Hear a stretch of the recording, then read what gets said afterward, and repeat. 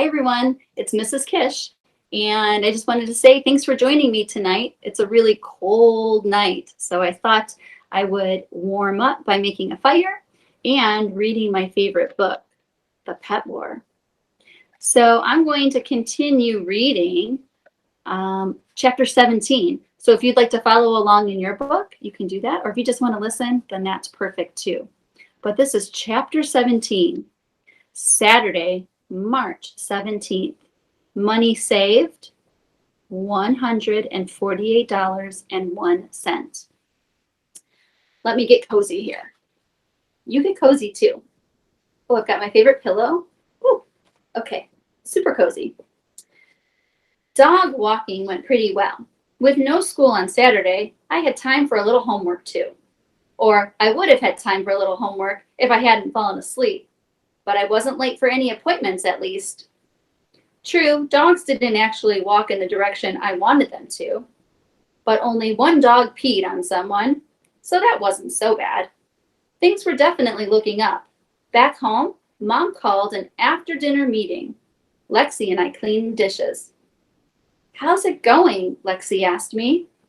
We waited at the kitchen table while Mom finished putting the leftovers in the refrigerator.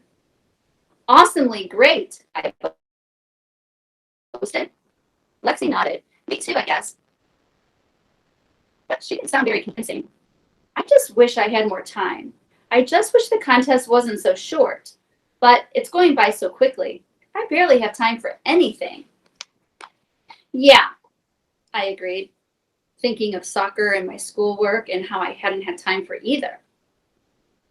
"It'll be easier once the month is over." "I hope so. It's like a school report. You think you have so much time to write it, and then all of a sudden, it's 2 weeks later, and the report is due." I nodded, "Yeah." Or when you're supposed to read a book, and instead read a comic book, and then the book report is due, and you haven't even started it yet.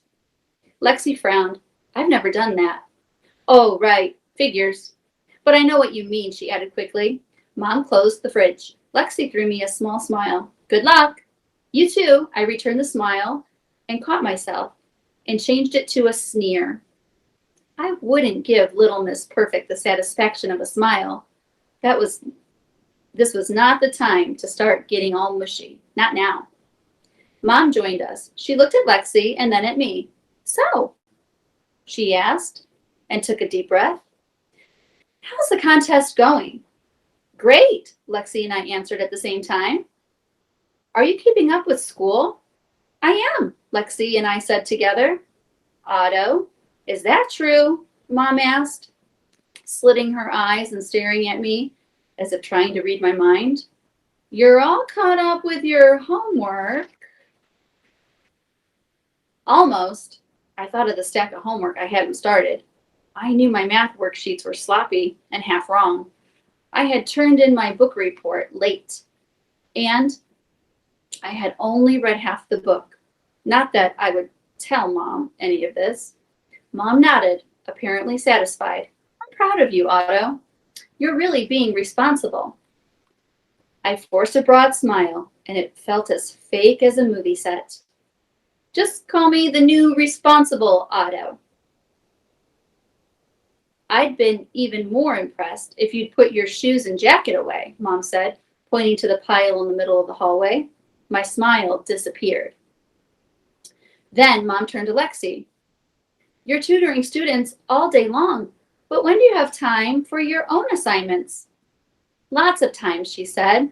"I work on the bus and at lunch, and you know me, I always do great in school." Lexi shifted on her seat uncomfortably. Her jeans might have been too tight, or perhaps she was stretching the truth a little bit, but I didn't say anything. I was doing some serious seat shuffling of my own. "I'm not going to do much tutoring anymore anyways," Lexi said. "I have another idea, a better idea." "What idea?" I asked, anxious. I sat on the edge of my seat.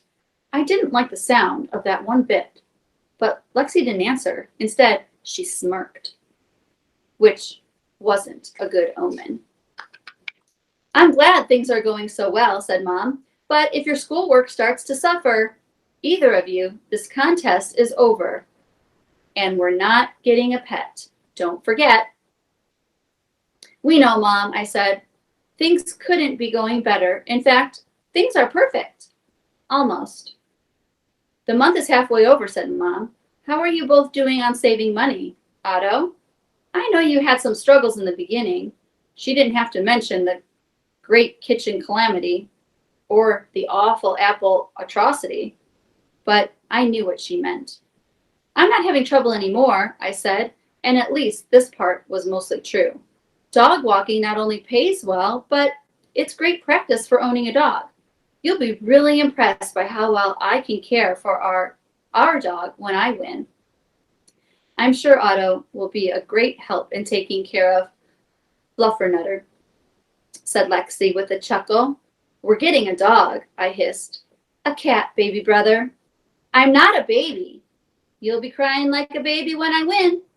Well, you smell like a baby who needs a diaper change. Stink bomb.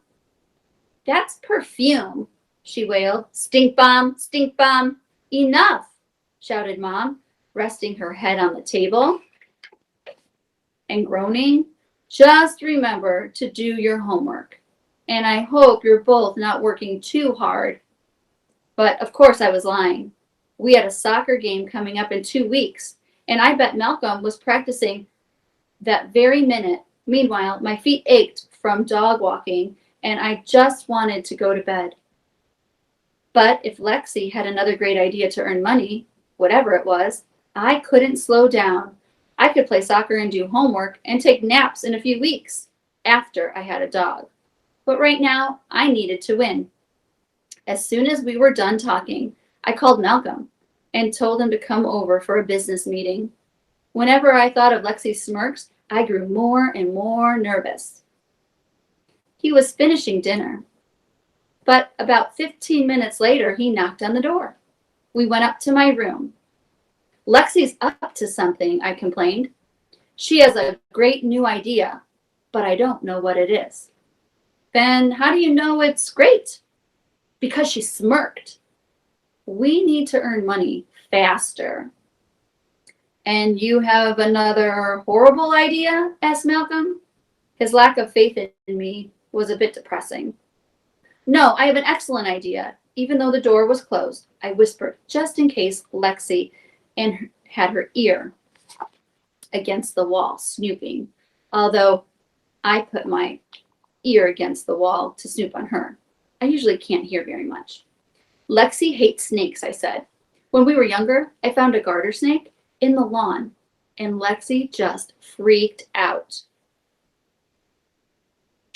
Let's fill her bed with snakes. I imagined Lexi turning back her covers and finding a dozen pythons wiggling around in there. I laughed out loud and rubbed my hands together.